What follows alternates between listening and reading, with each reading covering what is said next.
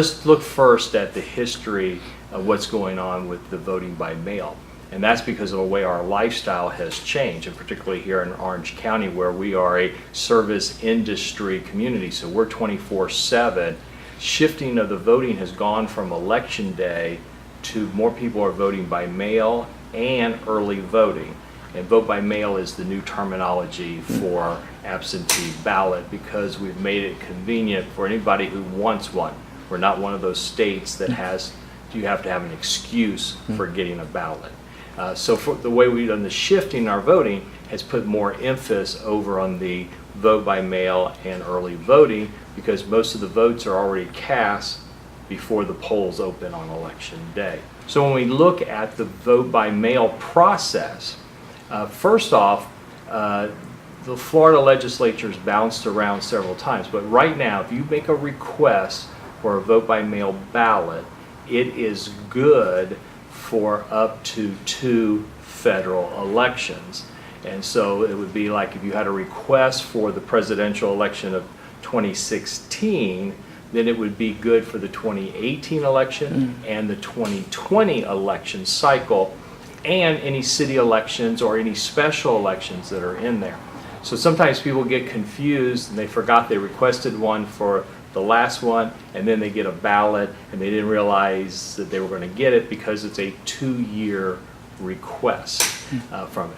Now on the request side, if you don't already have a standing request, the individual can call and make the request, and the statute says that, or they can put it in writing, and we take written requests as well, and we also have an online method for making the request. But does that mean that the person, the voter, himself or herself has to call? Or can I call and say, I want one for my mom, I want one for my next door neighbor? How does that work? The law takes care of that in terms that it says that the person has to make their own request, except, and it's the immediate family, and the statute outlines who the immediate family is, and you have to provide additional information to help verify the person you're doing.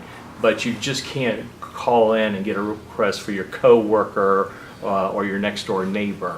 Now, that's the request, and once your request is there, it's either, for the 2 years, and as long as you're still at the same address and all, because vote by mail ballots cannot be forward. So if you move and you had a standing request, it's going to come back to us as undeliverable.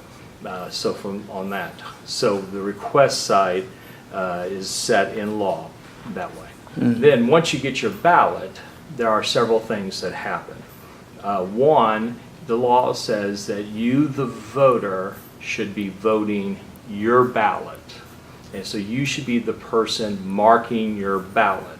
Now, when you go to the polls or early voting, you can have assistance in voting, and the statute recognizes that you can have assistance at home by somebody helping you, but you should mark your ballot.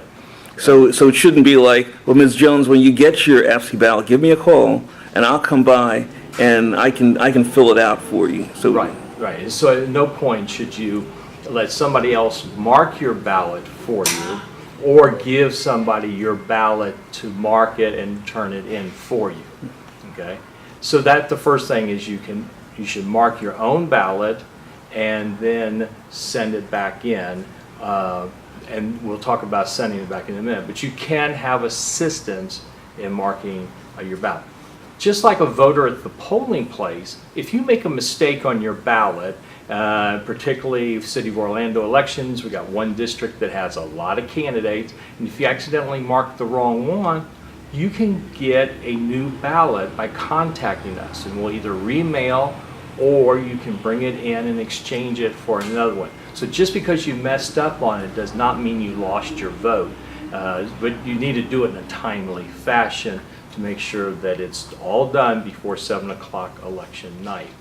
The other thing that we caution is that you should not just give your ballot to anybody who comes to your door and says, I'm here to pick it up. If you have a trusted person you want to give it to have them return it, that's fine.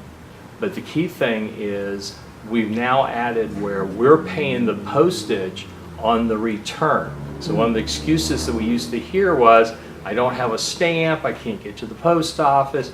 That's all gone now, because you can give your ballot directly to your mailman when they come by your house, and they can take it because it's already, the postage is being paid for by the city or for the county when we do that election. So from that standpoint, just don't give your ballot to anybody. Now, the law does talk about the collectors who will go around for a campaign and offer to pick up your ballot. You don't have to give it to them. It's your choice. Whether you give it to them, you have somebody else that you trust to return it, or you put it in the mail to them. There's nothing in the law that defines how many ballots a person can pick up. What it does define is that if you're working for a campaign and you're out picking up ballot, then you cannot be paid by the campaign for doing that. All right, so this is the envelope that you will return your ballot in. And up here, it's going to tell you that it's already got the postage paid for, so you don't have to put any postage on it. Your tax dollars are at work paying for it.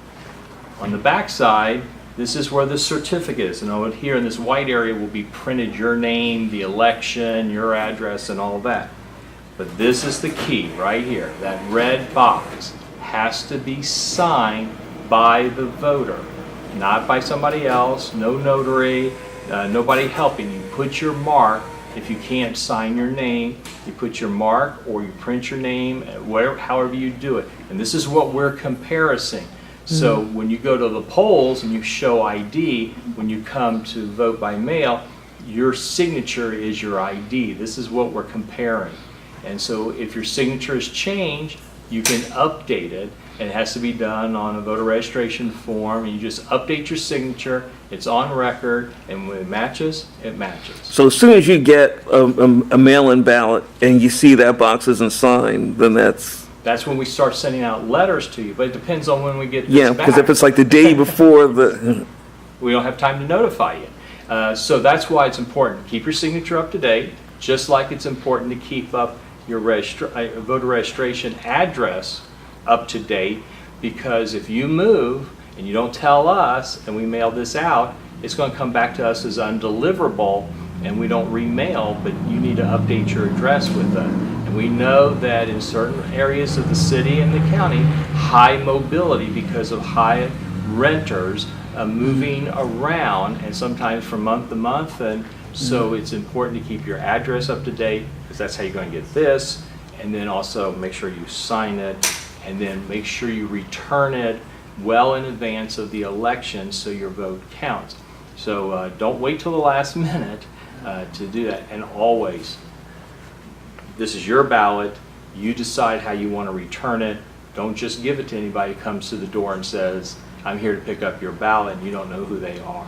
so in an election that's got like a low voter turnout, you know, mistakes or omissions on something like this could be kind of critical. Oh yeah. I mean, when you look at the results of some of these elections, and again, a lot of times it's not just who won, but we're also looking at second and third place to see if the right person for the runoff, and that can make a difference.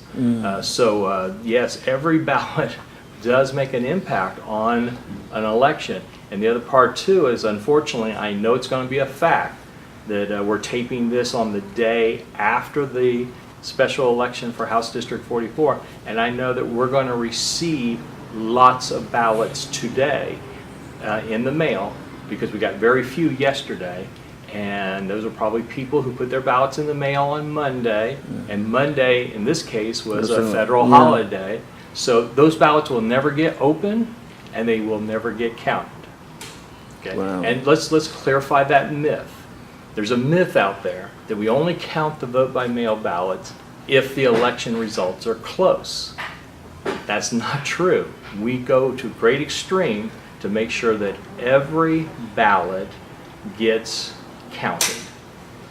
So that's done as part of the process, and that goes back to my opening comment about the fact of how our shift in voting and the emphasis and the amount of people voting by mail and early is dictating the majority of the votes that are cast in an election.